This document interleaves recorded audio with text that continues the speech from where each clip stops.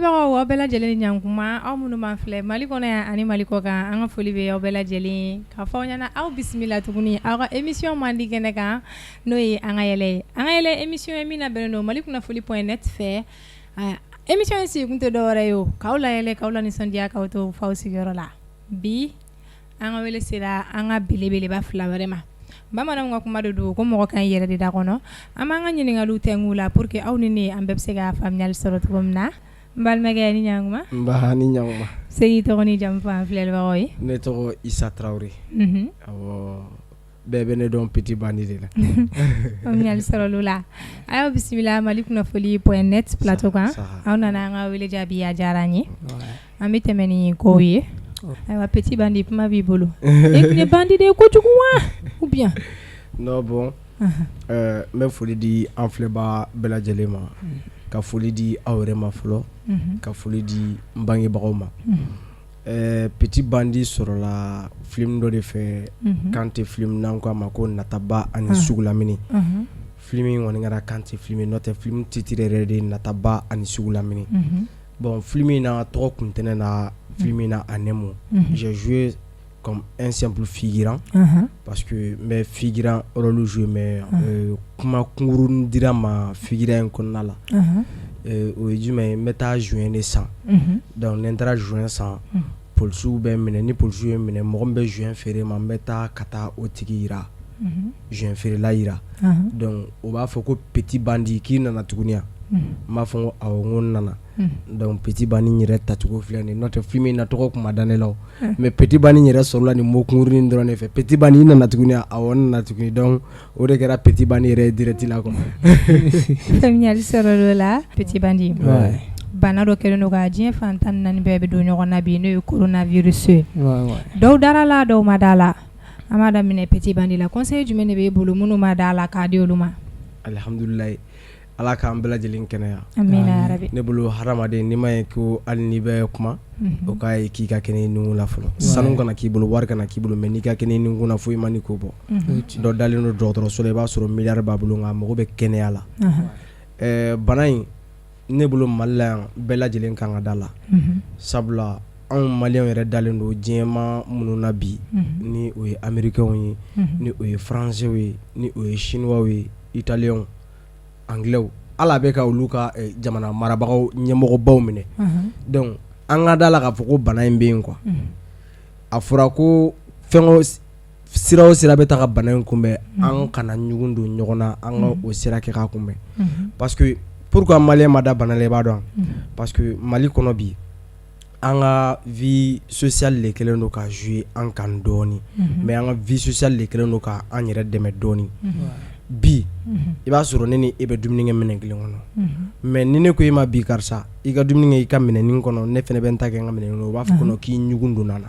alors que ɲugun tɛ fɛn dɔ de don a yɛlɛma ka di trop mura kelen min n'an bɛ jɔ a la a muralama de don ne bɛ n tɛgɛ di e ma sisan e bɛ ne tɛgɛ minɛ seconde damadɔni a bɛ yɛlɛma ne fɛ donc je pense que an ka o bana in minɛ bala k'an kisi k'an tanga bana in fura t'a la fɔlɔ pour l'instant mɔgɔ si tɛ k'a fɔ ko fura jɔnjɔn sɔrɔla min na mɔgɔ minnu kɔni bɛ ka kɛnɛ o bɛ ka kɛnɛ ala ka masaya kɔnɔ n'o tɛ fura jɔnjɔn foyi ma sɔrɔ a la ne bolo an kan ka da o bana in na ka précaution sugu bɛɛ ta yaasa an nikun bɛ se ka kisi bana in ma cogo min na ka tila ka mɔgɔ wɛrɛ nikun kisi Mali la bi an bɛ ɲɔgɔn musalaka de quoi bon musalaka o de kan ka dabila musalaka de kan ka dabila ka tiɲɛ yɛrɛ fɔ adamadenw ye quoi karisa i filɛ nin ne n'i minɛ fura t'a la i taara kaburu kɔnɔ maliyɛn bɛ siran saya fo k'a faga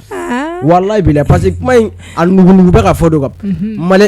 i bɛ maliyɛn su dalen yɔrɔ o yɔrɔ walayi i b'a sɔrɔ saya man d'a ye haram bon o tɛ maliyɛn kelen de o ye adamaden o ye diɲɛ bɛɛ ye saya man di mɔgɔ si ye hali n'i kɛra san 200 ye je pense que denmisɛnnin a t'i to mɔgɔkɔrɔba a t'i to wa chrétien t'a la silamɛya t'a la abolition t'a la n'a y'i minɛ n'i ma farati i kɛra fura ye donc ala k'an bɛɛ lajɛlen ni kun kisi n b'a fɔ n filɛbagaw ye dɔrɔn an ka précaution sugu bɛɛ ta kan an yɛrɛ lakana ka mɔgɔ wɛrɛ lakana ka jamana lakana voilà faamuyali sɔrɔ olu la an tɛ yɛlɛ dɔɔni an ka yɛlɛ Petit Bandi an tulo b'i la ne terikɛ dɔ tun bɛ a tun bɛ sigi quoi n'a ye téléphone o téléphone san diɲɛ kɔnɔ téléphone bɛ bin hali n'a ye wari di téléphone tigi ma dɔrɔn k'a tɛgɛ don téléphone kɔrɔ ta téléphone bɛ bin wa a tɛ ye don dɔ a tora a ka yala la dɔrɔn a fana nana téléphone dɔ tɔmɔ téléphone sonné n'a tɛgɛ kɔnɔ a ko i m'a dɔn nin cogo ɲɛna sa a ye téléphone da kulo la allo cɛ ko chef ko ça va a ko ça va ko téléphone b'i bolo ko ne de ta don a ko ne b'a kalama k'e de ta don qu'est-ce ko téléphone in k'i bɛ se k'a di yan a ko ne ma dala ne bɛ se ka nin d'i ma dɛ ko n b'i deli Ala kama sa Ala kama mɔgɔ ma téléphone in tɔmɔ koyi ko bon d'accord ko ni ma ka téléphone di yan diɲɛ kɔnɔ ko n'an sera lahara k'i bɛ n ka téléphone di yan a ko kɔrɔ dɛ i ɲɛ b'o kuma in na o ye manamanakan de ye fɛ o n'an sera lahara kɛ ne ta minnu bɛ na n'o y'a di yan n b'i ta kelen d'i ma kɛlɛ t'a la yɛrɛ. hakililajin ka filɛlibagaw ye k'a fɔ aw sɔgɔlen don Mali kunnafoni.net de la kɛrɛnkɛrɛnnenya la aw ka jamukan mandi kɛlɛ kan n'o ye an ka yɛlɛ émission ye min labɛnnen don Mali kunnafoni.net fɛ émission in sigi kun tɛ dɔwɛrɛ k'aw la nisɔndiya k'aw la yɛlɛ k'aw to faw sigiyɔrɔ la bi ani Petit Bandi ani Sewa Baya an n'olu de bɛ ɲɔgɔn bolo an bɛ tɛmɛ n'an ka kow ye Petit Bandi. Naam. Kow bɛ yen dɛ. O ye tiɲɛ dɛ kow bɛ yen an wolola ka kow sɔrɔ wa an bɛ sa ka kow to yen. Ayiwa an ka taa an bɛ don min na i ko bi o. Petit Bandi bɛ Sewa la wa ou bien a tɛ Sewa yɛrɛ b'a la. I ka ni ɲininkali ɲininkali a ka nɔgɔn wa a ka gɛlɛn. An ka taa. N bɛna kuma kelen f'i ye adamaden n'i ye yiri turu i bɛ ji k'a kɔrɔ ni yiri yɛlɛla sanfɛ a bolo fara bɛ caya a dɔw bɛ bolo bɔ dɔw bɛ den bɔ dɔw fana bɛ jɛ ka suma di ɲɔgɔn fɛ je pense que a bɛɛ de ye yiri juba kelen ye bi n t'a f'i ye n ko n tɛ Sewa la bi n b'a f'i ye n ko n bɛ Sewa la sabula Sewa n'i y'a mɛn ko Sewa anw de don Sewa ye ne ma fili an mɔgɔ 8 a gɛlɛya fara an nɔgɔya kan an mɔgɔ 8 n bɛ se ka mɔgɔ 8 bɛɛ lajɛlen tɔgɔ f'i ye mɔgɔ fɔlɔ Abilaye Jakite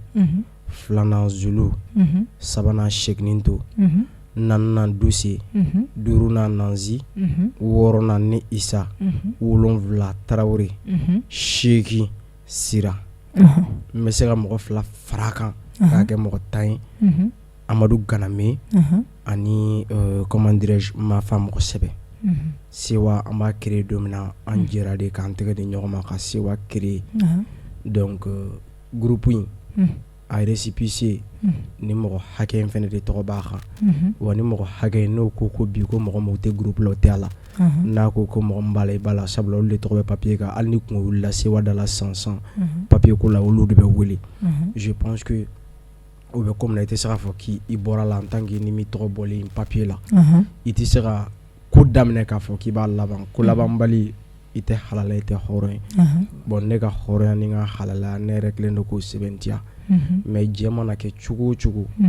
i b'a sɔrɔ fɔɲɔgɔnkɔ bɛ na fɔɲɔgɔn mana na je pense que sigi ka fɔ de ye damu fɛnɛ ye aw ni ɲɔgɔn cɛla la gɛlɛya bɛɛ nɔgɔya bɛɛ gɛlɛya mana na aw ni ɲɔgɔn cɛ cogo o cogo hakilimaya la ne bolo o ka ɲi a k'aw sigi o hakilimaya kuma la ni ka kuma fɔ ni ka ko kɛ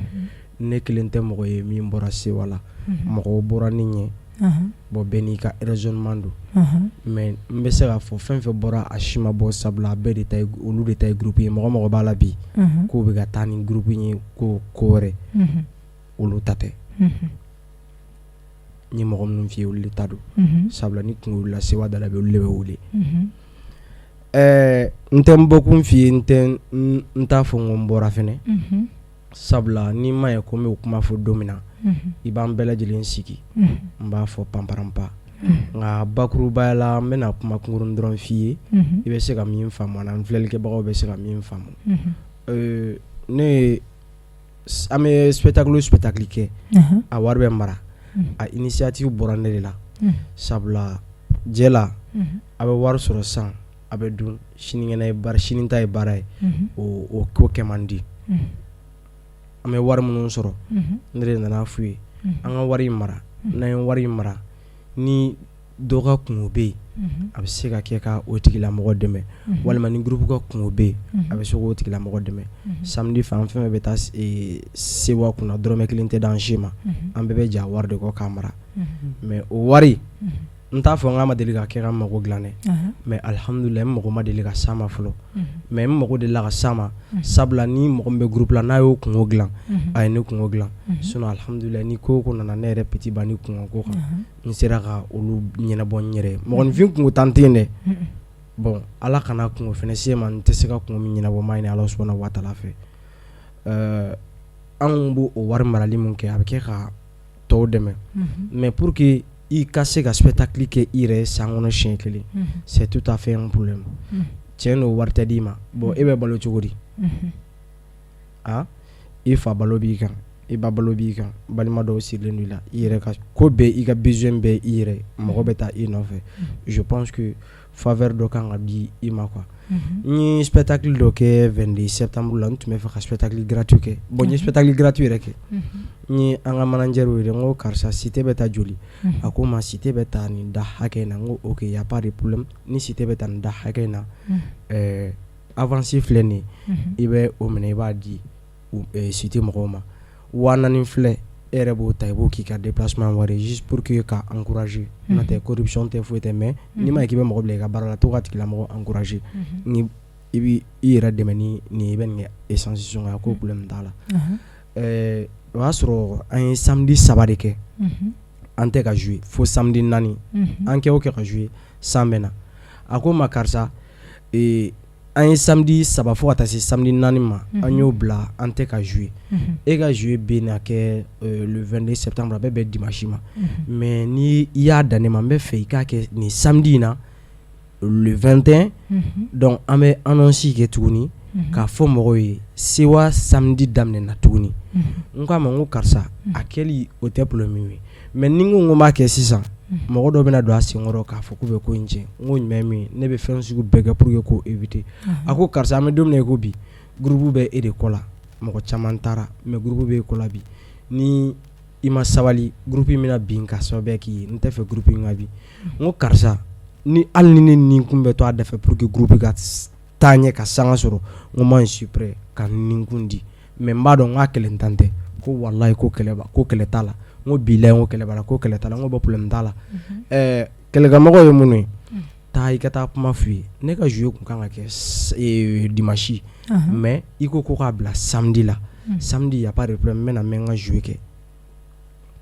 an ye kuma fɔ ten a ko k'a bɛ taa fɔ dimanche an y'o annulé o y'a sɔrɔ dimanche affiche de fɛn ka na j'étais obligé ka affiche kura dilan tuguni k'a bila le 21 na ka annonce kura kɛ o y'a sɔrɔ événement tɔ tora 2 semaines ou bien 15 jours comme ça événement tɔ tora yen an ye annonce kura lancé mɔgɔ kelen t'u la mun ye ne dɛmɛ annonce la aw bɛ jɛ la n'a fɔra k'aw bɛ jɛ la je pense que aw yɛrɛ dama kan ka ɲɔgɔn dɛmɛ mɔgɔ kelen tɛ yen mun ye ne dɛmɛ annonce la mɔgɔ kelen t'u la mun ye ne dɛmɛ annonce la Facebook kan statut kan mɔgɔ kelen t'u la mun y'a kɛ o ma kɛ problème ye bon depuis n y'a dɔn ko dɔ bɛ senkɔrɔ n fɛnɛ ye mɔgɔ damadɔ ɲini k'olu fara an kan an ye sketch 3-4 ɲɔgɔnna monter o cas ni n taara ni u ma ɲɛ k'u b'a tiɲɛ an b'o o fɛnma sinama jouer kɔrɔlen ne bolo n'an bɛ jouer an bɛ jouer daminɛ 21h30 a mɛnenba ye 22h pile an bɛ jouer daminɛ mais aw na kuma comédien yɛrɛ na kuma kɛra 23h tɛmɛnen 23h30 ka don 40 kɔnɔna la ne bolo o kun dabɔra k'o ko boycotter de ne ba ne t'a fɔ n ko ne ŋaniya ka ɲi ne t'a fɔ n ko ne ŋaniya ka jugu nka ne bɛ fɛn o fɛn ɲini Alahu subahanahu wa taala fɛ Ala kana fɛn di ne ma ko ne ni hadamadenw tɛ jɛ min na amina yarabi ne bɛ fɛn o fɛn ɲini m'a ɲini jama ka hɛrɛ de kama ne tile kelen ma deli ka fɛn ɲini n yɛrɛ ka hɛrɛ kama ni ne kun bɛna fɛn ɲini n yɛrɛ ka hɛrɛ kama san kun b'a sɔrɔ walahi bilahi ne tɛ luwanse la a bɛɛ ni n sin dayɔrɔ cɛ ko tɛmɛna ne welela la mais ma sɔn n y'a yira n bɛ jama de la en tant que ni jama tɛ n t'a la o ko tɛmɛna artiste caman y'a kɛ mais ma sɔn n'o tɛ projet bɛ daminɛ don min na ne fɔlɔ ani dɔ de bɛ an fila de wulila k'an sigi a kɛnɛ kan mais ma sɔn n ye jama ka intérêt de défend o tɛ baasi ye donc u taara 23h moins u taalen ko sewa programme bɛ ta n ko ok y a pas de problème sewa programme bɛ ta mais ni programme dɔ fɛnɛ bɔra so déjà an y'o programme fɛnɛ daminɛ mais ni mɔgɔ bɛ fɛ ka jouer an b'o do programme kɔnɔ no bɛɛ lajɛlen bɛ jouer c'est juste pour que ka sitanɛ éviter ni mɔgɔ bɛ fɛ ka jouer nka bɛɛ bɛ jouer a don yɛrɛ ne ka programme 2 bɛ ne ka programme 1 dɔrɔn de sera ka jouer sketch in na n'o tɛ ne ka foyi ne ka programme 2 bɛɛ bɛ ne y'a bɛɛ bin ka bɔ la pour que an bɛ se ka jama ka intérêt défend o fɛnɛ tɛ problème ye an kilalen ɲɔni an ka tila jouer la n bɛ scène sanfɛ comédien dɔ taara k'ale bɛ taa compteur sauter ko ka courant tigɛ ko salle wari ne ko n salle wari wa a y'a sɔrɔ n bɛ scène sanfɛ a don n terikɛ dɔ bɛ ko Ibra nin tu ka ten o de y'a tigilamɔgɔ kunbɛn ko karisa k'i man ka nin kɛ a ye banni ni fɛnw kɛ ne jiginna n yɛlɛtɔ tuguni a nana k'a bɛ téléphone n ko karisa i jɔ fɔlɔ sa n bɛna yɛlɛ sketch la ne jiginna ni mun problème bɛ i b'a fɔ n ye an b'an jɔ an b'a kuma fɔ non ba don tan fa don tan ne ba ne bɛ fɛn dɔ f'i ye diɲɛlatigɛ la n'i bɛ fɛ ne ka ɲɔgɔn haram dɔrɔn i bɛ ban ne ni ɲɔgɔn cɛ ou bien i bɛ ne ban ne mɔgɔ n'i ma diɲɛ o diɲɛ n'i o nin bɛ diɲɛ kɔnɔ ne ba ka di n ye ka tɛmɛ nin bɛɛ kan ne tɛ n ba kulonkɛ la dɛ sanu wari ne t'o fɛ ne bɛ n bangebaga fɛ ne ba ye e ba de e ba ye ne ba de je pense que ni e ba ne ni ka ni ɲɔgɔn cɛ ni ma ne ta ni i yɛrɛ ta ni bon an fila dun bɛɛ ye ba kelen à quoi ça sert a ye banini ni fɛnw kɛ n yɛrɛ la scène sanfɛ Gawusu de tun bɛ ka fɛn animé n jiginna Gawusu ye a fɔ ko jama labilala dɔrɔn n yɛrɛ la scène sanfɛ wallahi billahi salle kun falen don ka hali don yɔrɔ kun tɛ yen sanfɛ duguma escalier a bɛɛ falen don premier arrangé mɔgɔw de bɔra fɔlɔ mɔgɔ minnu bɛ hali premier arrangé la dɔw bɛ ka essayer ka yɛlɛ scène sanfɛ ka na photo ta la mɔgɔw ma bɔ salle kɔnɔ fɔlɔ a bɛ banni na salle wari salle n ko mais n ko karisa i hakili sigi sa salle wari ni salle wari ko don manager filɛ nin ne ye nin avance d'a ma wari tɔ filɛ nin bolo spectacle min na ban sa n b'a d'a ma n ko ne ma salle ɲini e fɛ yɛrɛ non sewa ye salle sara 6 mois e t'o kalama ni jeu bɛ kɛ samedi a wari bɛ di sewa de ma n ko karisa ne ma ɲini sewa fɛ n ka karisa t'a ɲini cité tigilamɔgɔw de fɛ nin ko in ne ka nin ko in ye dimanche de mais karisa de ko n k'a kɛ jama ka intérêt kama n k'a bila dimanche la n ko karisa i yɛrɛ jɔlen filɛ ni kun ye n ka fɛn to dimanche la hali ni kari masina tɛgɛ fa a tɛna sɔn k'a fɔ k'a bɛ n ka kulonkɛ tiɲɛ bon n ko o bɛ ko min na quoi non ne cira de a donna ta bɔra tan n ko jɔn ye ci mɔgɔ min ye ci n ko tigi tɛ se k'i ɲɛ waga ne ɲɛ la k'a fɔ ko n wasora tɔ la o tɛ dɛ n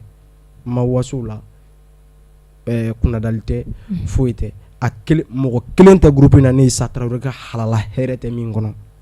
moto bɛ cɛ caman bolo ne halala poche a bɛ ne dala daraka dumuni wari cɛ ne halala poche de y'a dafa n'a ka di i bɛ ne wele jouer la sansan e bɛ ne wele jouer la sansan kan to groupe kɔnɔna la n b'a f'i ye kari masina ne kelen tɛ se ka taa mɔgɔ kelen fara an kan a b'a f'i ye karisa n mago bɛ e kelen la n b'a f'i ye problème t'a la n bɛ dɔ wele ka fara an kan kari masina n bɛ ka taa nin jouer na i t'a la dɛ mais an ka taa ɲɔgɔn fɛ ne ka cachet nin n b'a d'i ma an b'a tila ni ɲɔgɔn cɛ pour que bɛɛ ka dɔɔnin sɔrɔ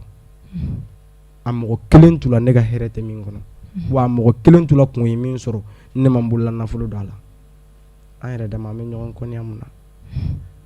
ne m'a fɔ ko mori ko tɛ tiɲɛ ne m'a fɔ ko suma ko tɛ tiɲɛ tiɲɛ don dɛ mais ko mana gɛlɛya ne kan cogo o cogo ala tɛ kuma k'a yɛrɛ sɔsɔ a bɛɛ ni sini dayɔrɔ cɛ ne bɛ ala de deli k'an kale n baga sɛgɛn na n'i dalen don i baga sɛgɛn na n'i dalen don i baga muɲu na i tɛ siran a bɛɛ ni sini dayɔrɔ cɛ i tɛ siran n ko bon n t'a la tuguni n y'a fɔ ta tellement que j'étais énervé n nana so n kasira de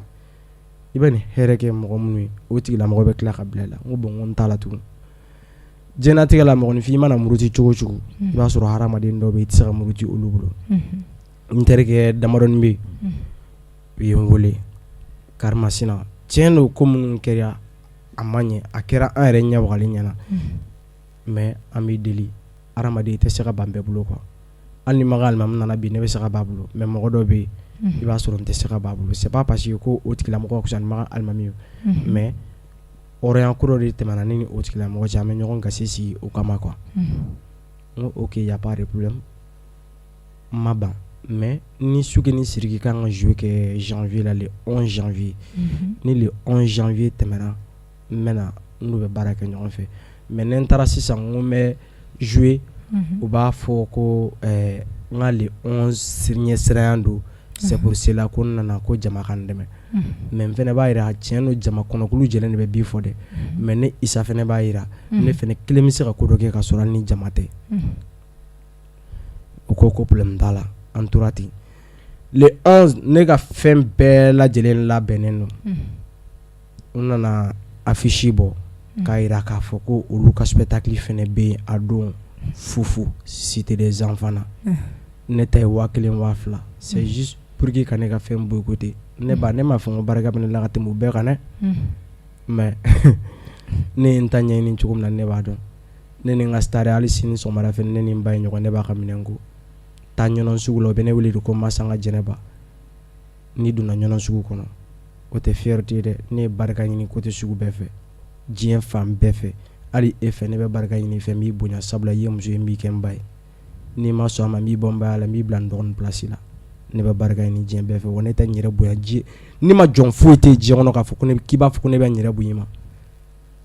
artiste tɔw bɛ ka diɲɛ ko 200 kɛ n bɛ se ka kɛ mais n yɛrɛ sen bɔ la sabula ne ye fantanden de a tɛ ne fa ko a tɛ ne ba ko a se tɛ ne yɛrɛ y'a jigi a tɛ ne mais n ye n sen bɔ ko la fɔlɔ ne siyɔrɔ ni n tileyɔrɔ tun ye boîte kɔnɔna ye mais bi n y'a bɛɛ lajɛlen bila pour que i ka ne ka boîte ye n yɛrɛ ka so kɔnɔna de ani Facebook ani Play mɔgɔ bɛ taa n fɛ an bɛ Play jouer ne tɛ taa diɲɛ yɔrɔ si tuguni sufɛ n'i ka saraka bɔ bɛnna ne ma ni n taatɔ tɛ jeu la i b'a sɔrɔ n bɔtɔ don jeu kɔrɔ n'o tɛ i ni ne tɛ ɲɔgɔn ye donc le 11 u ye spectacle gratuit kɛ n teri minnu yɛrɛ bɛ yen minnu yɛrɛ tun bɛ ka deli kɛ a dɔ ko ma ko mais ko karisa mais nin bɛ se ka kɛ cogo di an yɛrɛ ye e deli an ye kuma fɔ an ye kuma ban ninnu b'a fɔ tuguni k'u bɛ taa spectacle gratuit kɛ e ka événement na tiɲɛ yɛrɛ la nin ma bɛn a ma n ko bon n k'a don ne ko banna aw bolo aw b'a fɔ ko wɛrɛ don n'o tɛ n ko n ɲɛ bɛ nin ko in na n ko n b'a dɔn hali ni n seginna ka taa tuguni ko wɛrɛ bɛ kɛ mun ka jugu ni n k'aw bɛna maloya n ye quoi n ko bon n ko c'est bon n k'a ka ɲi n k'an ka kow di Ala ma artiste comédien caman bɛ yen olu yɛrɛ i b'a sɔrɔ ne n'u tɛ groupe kelen na olu ne défend ko in na c'est pour cela ne ma kuma quoi mais wallahi ne ka spectacle ye 1000-2000 mais a bɛɛ ni Mamadu cɛ ne ka spectacle fara ka tɛmɛ u ka spectacle kan les images sont là n'u ma da la u ka image bɛ ne bolo ne ka image bɛ an b'a bɔ an b'a da ɲɔgɔn kɛrɛfɛ fu ani warima ni warima kelen ka fu bati kɔni c'est que warima hali n'a tɛ se ko la sa ko dɔ don mais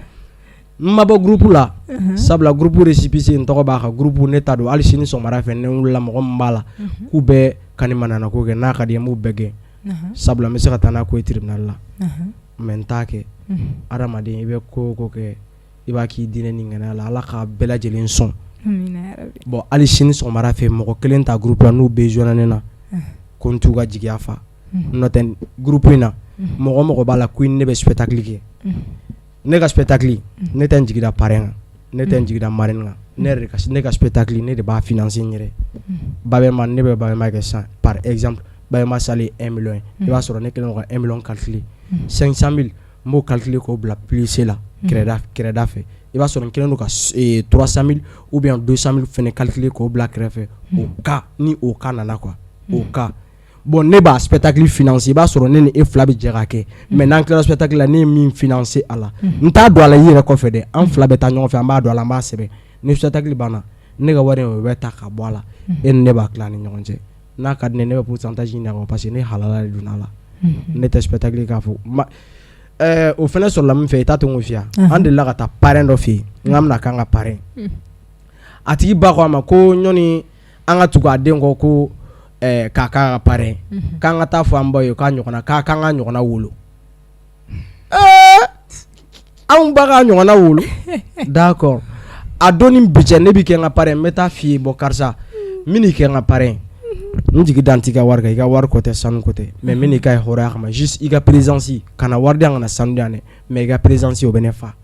a don ni bi cɛ ne yɛrɛ bɛ n ka finance spectacle financer n'i ma jɔn ko k'a bɛ dɔrɔmɛ kelen de ma n ka spectacle la ko k'a financer n b'a f'i ye k'i ye nkalon tigɛ mais i b'a sɔrɔ ni spectacle sera parrain dɔw bɛ yen u bɛ se ka fɛn b'u yɛrɛ la k'a di Ala kama Ala kama bon mi deli dɛ n b'a f'i ye ka d'a ka delili tɛ sabula ne ba tɛ dɔgɔ manamana ko foyi fɛ ne ba ka di n ye dɛ ne ba walayi bilayi walayi donc kuma in an bɛ dɔɔnin to bɔrɔ kɔnɔ ka fitinin dɔrɔn poyi lamɛnnikɛlaw fana bɛ sɔrɔ ka fitinin faama ko la an y'a mɛn k'e yɛrɛ kɔni k'e tɛ se wa yɛrɛ de la tuguni walayi o fana fɔra awɔ bon an bɛ yɔrɔ min na bi ne bɛ se wa la ne bɛ se wa la bi ne bɛ se wa la sini i ma n bɛ se wa la ayiwa faamuyali sɔrɔ la ayiwa Fano Baya ko k'a bɛ se wa la k'a ma bɔ a la an tɛ yɛlɛ dɔɔni ne b'a mɛn diɲɛ ko ko Ala k'an kisi gulɔ ma gulɔmina dɔ taara jɔ ni tilema yɛrɛ la a bila ka ɲɛgɛnɛ kɛ paratatata a don tellement k'a ɲɛgɛnɛ kun ka kalan u ye sapeur pompier mɔgɔw wele ka na ko ka n'a ɲɛgɛnɛ faga mais ni nkalon na an t'a dabila ba ka ɲi comme nkalon don sa aw ma da ne la ba ka ɲi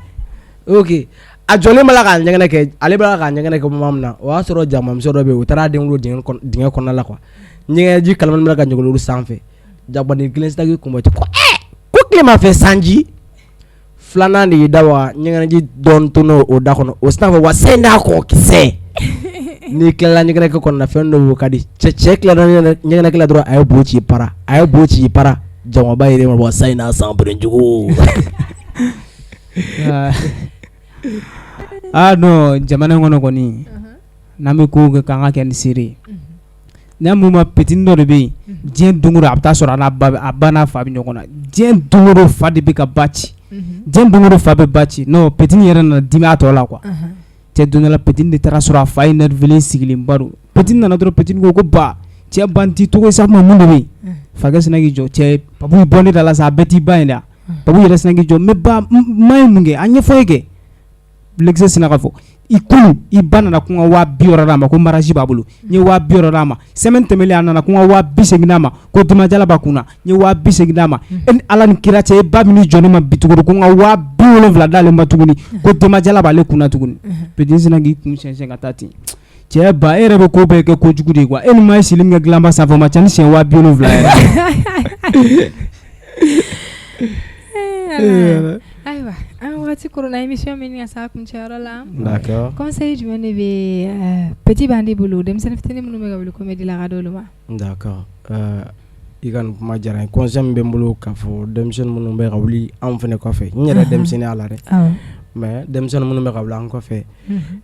humour mɔgɔ lankolon fɛn dɔw mais mɔgɔ lankolon tɛ se k'a kɛ sabula mɔgɔ lankolon tɛ se ka ja jama ye humour a ma dabɔ nɛni kama humour dabɔra conseil de kama i b'a sɔrɔ an filɛ an bɛ kuma minnu bɔ an da denmisɛnnin fitininw de b'a ta u b'a pratiquer u t'a dɔn yɛrɛ mais u b'a fɔ bon je pense que n'an ma ye k'an bɛ kuma fɔ an ka kuma minnu bɛ kɛ éducatif ye kuma minnu bɛ kɛ bonya ni karama kɔnɔna la ka sɔrɔ a ma se dɔgɔyali ma ni an ka denmisɛnnin caman ka vidéo jateminɛ sisan mɔgɔ lagosi tɛ dɛ mais ninnu b'a kɔnɔ trop an ka siniɲɛsigi ye an denmisɛnninw de ye surtout denmisɛnnin minnu fana b'an kɔfɛ na Ala ye si jan kalifa na ka tɛmɛ minnu kan u kana dɔgɔliman don humour kɔnɔna la mɔgɔ i bɛ se ka mɔgɔ layɛlɛ ka sɔrɔ a ma kɛ ni dajuguya nini dajuguya fɛn cɛjuguba de don a bɛ ka don an ka humour kɔnɔ trop humour a man ka kɛ fan bɛɛ humour nafa min bɛ humour la a ka dɔgɔn bi Mali la ko nafa bi art fɛn caman na ka tɛmɛ humour kan n bɛ se k'a fɔ humour yɛrɛ de bɛ ka Mali art don ba la bi sabula Mali art jatelen tɛ mais anw kɔsana génération an y'a ye anw faw sɛgɛnna cogo min na donc fo an ka fɛn dɔ kɛ ka ko dɔ lawuli yaasa mun bɛ se ka u ka sɛgɛn yira hadamadenw na anw y'o yira maliyɛnw na bon maliyɛnw kɛra humour fɛ n'o tɛ Guima ninnu ye humour kɛ anw ye Madu Wɔlɔ ninnu ye humour kɛ anw ye mais wagati y'a sɔrɔ maliyɛnw tɛ humour jate mais an nana yir'u la an faw de don bon u kan ka bonya de an kana humour kɛ kulonkɛ fɛn ye k'an b'a jouer fan bɛɛ fɛ lieu bɛ lieu la humour man kan kɛ dugu kɔnɔ sa i b'a sɔrɔ ni dɔ bɛ bɛn dɔrɔn a bɛ sina ka f'i ye cɛ karisa an layɛlɛ dɛ i bɛ kuma dɔ fɔ dɔrɔn o b'a tigi layɛlɛ mais non e ka baarakɛla de don ni e y'a layɛlɛ kɛnɛ ma est ce que n'e taara k'e bɛ spectacle de don min na a tigi bɛ t'e filɛ o kuma danga de bɛ n e bɛ ne layɛlɛ kɛnɛ ma ne bɛ t'e filɛ kɔnɔna la mun na non an kana humour jouer fan bɛɛ fɛ n'an bɛ gɛrɛ na an k'an cogo dɔn an kuma daw la ni an bɛ diɲɛ yɔrɔ o yɔrɔ anw de kan ka kɛ exemplaire ye ka exemple di hadamadenw ma mɔgɔninfin bɛ se ka faamuya sɔrɔ min na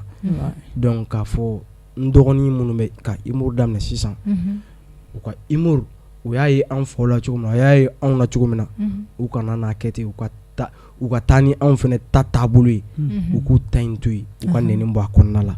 Ala ka sankɔrɔta di ne ni u bɛɛ lajɛlen ma, Ala ka sijan ni labancogo ɲuman di ne ni u bɛɛ lajɛlen ma. Ba yɛrɛ filɛ nin depuis n bɛ bozo la a bɛ taa n nɔfɛ, n bi o de fɔ u ye. Baya ni Tugate ani dɔ tun bɛ ko Moro, u tun bɛ taa n nɔfɛ, n b'o de f'u ye. Nɛni ni hali k'an to sewa kɔnɔna la, sewa tiɲɛna sanu, ni kun fɔlɔ an tun b'a la wagati min na, n'i ye dajugu nɛni kɛ scène sanfɛ, tu as 2 semaines tu joues pas, i tɛ jouer hali n'i yɛrɛ faga, a ka bobara nɛni dama fɔ i da la, n'i y'a bɔ i da la 2 semaines de b'i bolo i tɛ jouer, hali n'i tɛgɛ fa sanu na jouer cogo yɛrɛ t'i la yɛrɛ, wa musalaka t'a la. Mais bi i b'a sɔrɔ scène sanfɛ musoman dajugu nɛni baw bɛ kɛ kuma la, e yɛrɛ min murusi i b'a fɔ k'i ka don dugukolo jukɔrɔ, à quoi ça sert? Mɔgɔ layɛlɛma s'o ma sa, e fa filanw de bɛ jama la. Bi n'i taara jouer yɔrɔ la, i b'a sɔrɔ muso kulu bɛ yɔrɔ min na, o humour ani cɛ kulu bɛ yɔrɔ min na, o humour tɛ kelen. Denmisɛnnin kulu bɛ yɔrɔ min na ani mɔgɔkɔrɔba kulu bɛ yɔrɔ min na, o tɛ kelen. Mais i b'a sɔrɔ a bɛɛ lajɛlen, cɛkɔrɔba fara musokɔrɔba ka denmisɛnnin, a bɛɛ lajɛlen mélangelen bɛ yɔrɔ min na, o humour fɛnɛ ni humour kelen na si tɛ kelen. Donc Ala ka hakili ɲuman d'an ma. Humour a école tɛ Mali la dɛ, mais je pense que n'an yɛrɛ tora k'an da ka miiri, an b'an yɛrɛ sɔrɔ hakili la k'an yɛrɛ kala la quoi. Baya, Yala i fana b'i ka conseil di. Bon ne kɔni bɛ mun fɔ an génération mɔgɔw ye sisan, parce que n'i y'a mɛn anw bɛ se ka ko bɛɛ kɛ, comédien bɛ se ka ko bɛɛ kɛ Mali la, i b'a kalama comédien de bɛ se ka mɔgɔba nɛniya a sɔrɔ a ma kɛ ni kojugu a ma kɛ ni fɛrɛya, mais rappeur tɛ se k'o kɛ, hali wajulukɛla tɛ se k'o kɛ. Comédien de bɛ se k'a bɛɛ kɛ parce que a bɛnnen don a la toujours comédien de bɛ mɔgɔw la yɛlɛ quoi. Mais sisan anw yɛrɛ dɔw bɛ ka comédie kɛ, dɔw yɛrɛ bɛ don comédie la sunkuru de kama. Ayiwa. C'est vrai. Hali dɔw bɛ don arabu, ɲɛ bɛ arabu min na, hali dɔw bɛ don arabu la sunkuru tigɛ de kama. Mais olu t'a ɲɛ ye quoi. I ka baara, n'i kɔni bɛ baara la togo togo, fo baara kanu de ka k'i la. Ni baara kɔni kanu t'i la o zoro de. N'i y'a mɛn an yɛrɛ bɛ na tan an sera yan bi, halisa courage ni fɛnw de b'an na, sinon ko caman kɛra an na, kuma caman fɔra ma, mais an m'o si jate. Ne yɛrɛ mun kɛ isa kɔ, a b'a kalama walahi, mun k'a nɔfɛ cɛlɔncɛlo la, mais ni courage tɛ, a tɛ se ka kɛ quoi. Mais sisan denmisɛnninw bɛ ka comédie yɛrɛ bɛɛ kɛ k'a kɛ n t'a si dɔn yɛrɛ ye, hali n'an taara sigɛsigɛyɔrɔ ninnu na ou bien jigiyɔrɔ ni fɛn ninnu na, i bɛ taa sɔrɔ comédien denmisɛnninw b'u nɔrɔ wali musokɔrɔbaw de la, ko tɔ ye sigɛsi ou bien fɛn. N'i bɔra n'i y'a ta kɛrɛfɛ ni ko karisa cɛ ye mun kɛ k'an to jigi kɔnɔna na nin ma ɲɛ dɛ, cɛ bɔ mɔgɔ da la sa n'i bɛ sigɛsi kɔnɔna de la, wari k'o t'a la, wali musokɔrɔba wali cɛkɔrɔba, Isa yɛrɛ a fɔ cogo min na de don, n'i taara cɛkɔrɔba sɔrɔ cɛkɔrɔba humour i b'o de di, n'i taara denmisɛnnin sɔrɔ denmisɛnnin humour i b'o de di. An yɛrɛ bɛ taa jigiyɔrɔ dɔ la tuma dɔ la, an bɛ taa jardin d'enfant dɔ la, an bɛ taa an b'u layɛlɛ, a bɛɛ n'ala cɛ i b'i ka humour fɔ k'a ban, hali t'u ɲɛ waga ɲɛ la kuma tɛ k'a fɔ k'u bɛ yɛlɛ. I bɛ jouer ni olu ye de quoi, c'est-à-dire voilà, i bɛ jouer ni olu denmisɛnninw yɛrɛ de ka sɔrɔ i ma kuma quoi. Voilà u t'a faamu yɛrɛ, i b'i ka kuma bɛɛ fɔ u t'a faamu, fini jɔ ka dɔw tɛgɛ sama ka na ka dɔn kɛ n'olu ye ou bien ka i ta kɛ dɔn ye ka kumaw fɔ u b'a faamu quoi. Sinon dɔw bɛ t'u jɔ nakanakakan fɔ ni fɛn ninnu na, ne kɔni b'a ɲini u fɛ vraiment tɛ comédie donc an ka essayer an ka révéler kow ka ca, an ka faamuyali sɔrɔ Mali humour la, sinon an b'a bɛɛ tiɲɛ an bolo, parce que avantage ba de b'an bolo sisan. Ma ne ka ladilikan ye k'o di an yɛrɛ tɔw ma. Faamuyali sɔrɔ l'o la. Ok. Ayiwa wagati koronna émission sera a kuncɛyɔrɔ la, an tɛ yɛlɛ. Ouais. An ka yɛlɛ. Ah mais sunkalo bɛ ka don dɛ, wallahi. Mais sunkalo mana don togo togo, cɛkɔrɔba dɔw b'u ka fɛɛrɛta sɔrɔ. Cɛ salo sunkalo la, l'exé de filɛ nin ye, an ka l'exé kɔrɔkɛ terikɛ dɔ bɛ yen, ale de tun bɛ mɔgɔw laseli wa, mais n'a tun bɛna seli kɛ, a b'a fɔ k'u ka seli carré kɔnɔ, or que o man di mɔgɔw ye tile la n'u bɛna seli fana seli o man di mɔgɔw ye quoi, mɔgɔw b'a fɔ k'an ka taa suma la sa bɔ, a b'a fɔ ko a bɔ mɔgɔ da la sa, a ye na tile la an ka seli, mais ja lemurutigi dɔ de bɛ yen, kuma bɛɛ o de bɛ tɛmɛ carré kɔnɔ, cɛkɔrɔba min b'o position bɛɛ la quoi, a ma fɛn fɔ mɔgɔw ye quoi, donc la cɛkɔrɔba de filɛ ka mɔgɔw wele k'u kana u ka seli fana seli joona. Donc u nana seli fana seli dɔrɔn cɛkɔrɔba bɛ k'i sumaya ni ralentir a bɛ ka fɔ asubilayi mina sitana cɛ a ye to la dɔrɔn lemurutigi de sina ka tɛmɛ a sina k'i jɔ ko Ala lemuruba alimamufalaw sina k'i jɔ a wari an ka dun mɔgɔ minnu b'o kɔfɛ n'olu mankan mɛn n'i y'a wɛrɛ kelen jɛ tɛ an bɛɛ de jɛru n'i y'a wɛrɛ kelen jɛ tɛ an bɛɛ de jɛru. Donc e mɔkɛ tun tɛ seli la o tun bɛ ko wɛrɛ de la da kala Ala ka sɔn ɲuman kan ye. Dɔnkilidala dɔw bɛ yen fo a b'a fɔ Nabita kita. Johnny Rule. Gimbala. Voilà, c'est un frère à moi donc je le souhaite beaucoup. Akaya ketu quoi. Donc le Gimbala tungora de bora topula. Ugo kaka akapela kilinga kunyona kaka donglida. Gimbala tungora nana. Nabita kita.